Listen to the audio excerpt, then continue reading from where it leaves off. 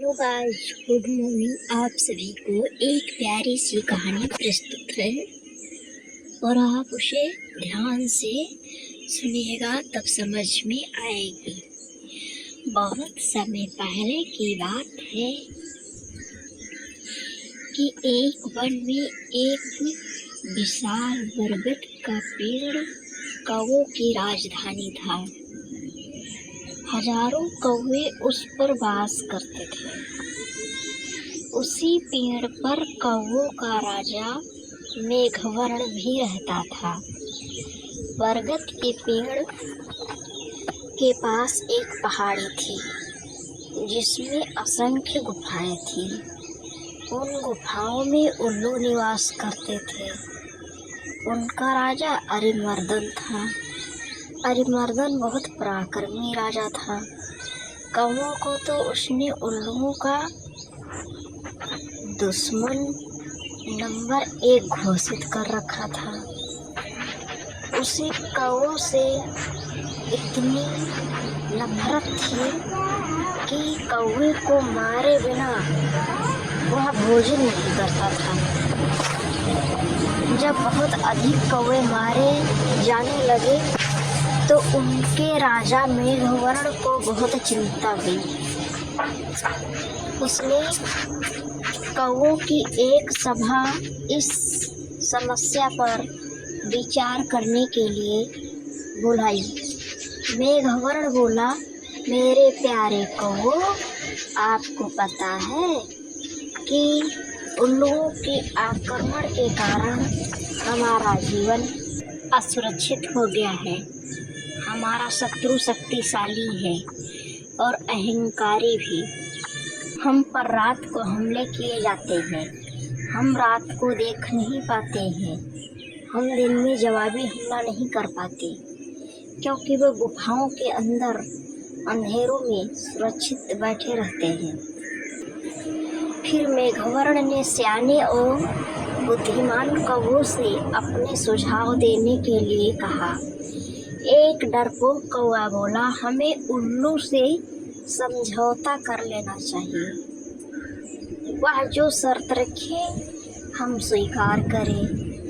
अपने से ताकतवर दुश्मन से पीटते रहने से क्या तुक है। बहुत से कौवों ने कांप करके विरोध प्रकट किया। एक गर्म दिमाग का कौवा, हमें उन दुष्टों से बात नहीं करनी चाहिए। सब उठो, उन पर आक्रमण कर दो।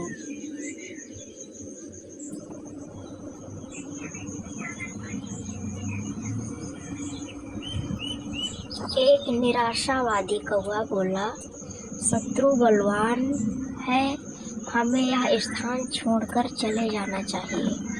सियाने कौवे ने सलाह दी, अपना घर छोड़ना ठीक नहीं है। हम यहाँ से गए तो बिल्कुल ही टूट जाएंगे। हमें यहीं रहकर अपने पक्षियों से सहायता लेनी चाहिए। कौवे में सबसे चतुर व बुद्धिमान स्थिरजीवी नामक कौवा, जो चुपचाप बैठा सबकी दलीलें सुन रहा था। राजा मेघवर्ण उसकी ओर, मुंडा महाशय, मैं आपकी राय जानना चाहता हूँ। स्थिरजीवी बोला, महाराज, शत्रु अधिक शक्तिशाली हो तो छल नीति से काम लेना चाहिए। कैसी छल नीति, जरा साफ साफ बताइए, चिरजीवी राजा ने कहा। चिरजीवी बोला, आप मुझे भला बुरा कहिए और मुझ पर जानलेवा हमला कीजिए। मेघवर्ण चौंका, यह आप क्या कह रहे हैं स्थिरजीवी? स्थिरजीवी राजा मेघवर्ण वाली डाल पर जाकर कान में बोला, छल नीति के लिए हमें नाटक करना पड़ेगा। हमारे आसपास के पेड़ों पर उल्लू जासूस हमारी उस सभा की सारी कार्यवाही देख रहे हैं। उन्हें दिखाकर हमें फूट और झगड़े का नाटक करना होगा। इसके बाद आप सारे कौवों को लेकर रणमुख पर्वत पर जाकर मेरी प्रतीक्षा करें। मैं उल्लुओं के दल में शामिल होकर उनके विनाश का सामान जुटाऊंगा, घर का भेदी बनकर उनकी लंका ढाऊंगा। फिर नाटक शुरू हुआ। स्थिर जीवी चिल्लाकर बोला, मैं जैसा कहता हूँ ऐसा कर। राजा का राजा के बच्चे, जैसा कहता हूँ वैसा कर। राजा के बच्चे क्यों हमें मरवाने पर तुला है? मेघवर्ण चीख उठा, गद्दार, राजा से ऐसी बदतमीजी से बोलने को तेरी हिम्मत कैसे हुई? कई कौवे एक साथ चिल्ला उठे, इस गद्दार को मार दो। राजा मेघवर्ण ने अपने पंख से स्थिर जीवी को जोरदार झापड़ मार कर तनिक देर में घिरा दिया और घोषणा की, मैं गद्दार स्थिर जीवी कौवा को समाज से निकाल रहा हूँ। अब से कोई कौवा इस नीच के संबंध में नहीं रहेगा। आसपास के पेड़ों पर छिपे बैठे उल्लू जासूसों की आंखें चमक उठी।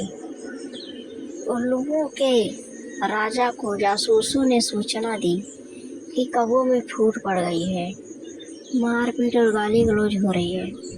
इतना सुनते ही उल्लुओं के सेनापति ने राजा से कहा, महाराज, यहाँ मौका कौवों पर आक्रमण करने का, इस समय हम उन्हें आसानी से हरा देंगे। उल्लुओं के राजा अरिमर्दन को सेनापति की बात सही लगी। उसने तुरंत आक्रमण का आदेश दिया। बस फिर क्या था, हजारों उल्लुओं की सेना बरगद के पेड़ पर आक्रमण करने चल दी, परंतु वहाँ एक भी कौवा नहीं मिला। मिलता भी कैसे? योजना के अनुसार मेघवर्ण सारे कौवों को लेकर ऋषिमुख पर्वत की ओर कूच कर गया था। पेड़ खाली पाकर उल्लुओं के राजा ने थूका, कौवे हमारा सामना करने की बजाय भाग गए। ऐसा कायरों पर हजार थू। सारे उल्लू हू की आवाज़ निकालकर अपनी जीत की घोषणा करने लगे।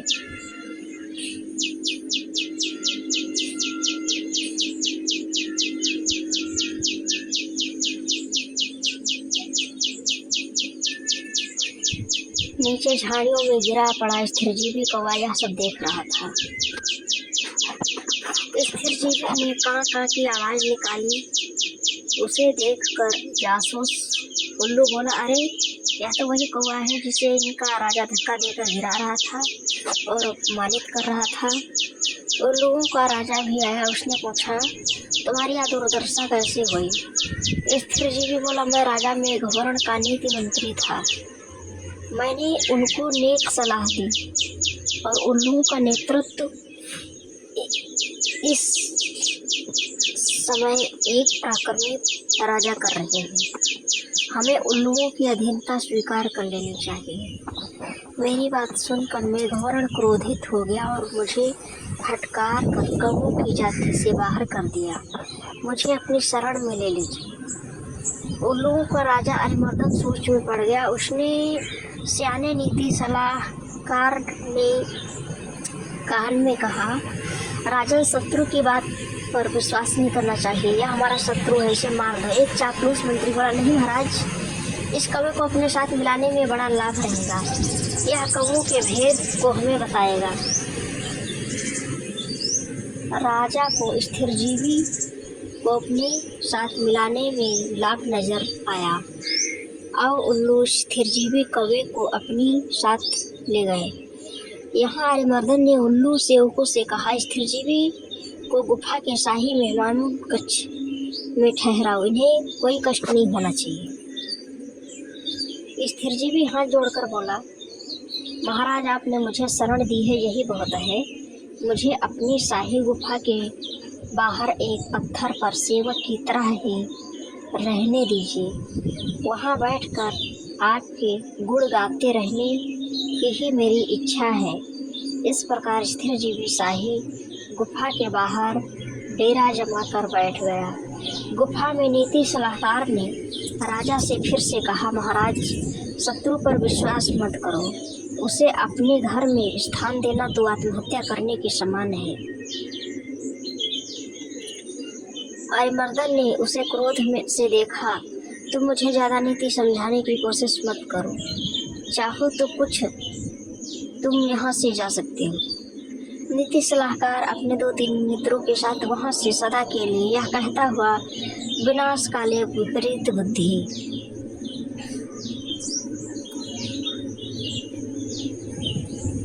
कुछ दिनों बाद स्थिरजीवी लकड़ियां लाकर गुफा के द्वार के पास रखने लगा। सरकार, सर्दियाँ आने वाली है, मैं लकड़ियों की झोपड़ी बनाना चाहता हूँ ताकि ठंड से बचाव हो। धीरे धीरे लकड़ियों का काफ़ी ढेर जमा हो गया। एक दिन जब सारे उल्लू सो रहे थे तो स्थिरजीवी कौवा वहाँ से उड़कर सीधे ऋषिमुख पर्वत पर पहुँचा, जहाँ मेघवर्ण और कौओं सहित उसी की प्रतीक्षा कर रहे थे। स्थिरजीवी ने कहा, अब आप सब निकट के जंगल से जहाँ आग लगी है एक एक जलती लकड़ी 5 चोंच में उठाकर मेरे पीछे पीछे आइए। कौओं की सेना चोंच में जलती लकड़ी पकड़ स्थिरजीवी के साथ उल्लुओं की गुफा में आ पहुँचा। स्थिरजीवी द्वारा ढेर लगाई लकड़ियों में आग लगा दी। सभी उल्लू जलने व दम घुटने से मर गए। राजा मेघवर्ण ने स्थिरजीवी को कौवा रत्न की उपाधि मिली। सीख, शत्रु को अपने घर में पनाह देना अपने ही विनाश का कारण जुटाना है। तो गाइस, कहानी कैसी लगी कमेंट बॉक्स में ज़रूर बताएं।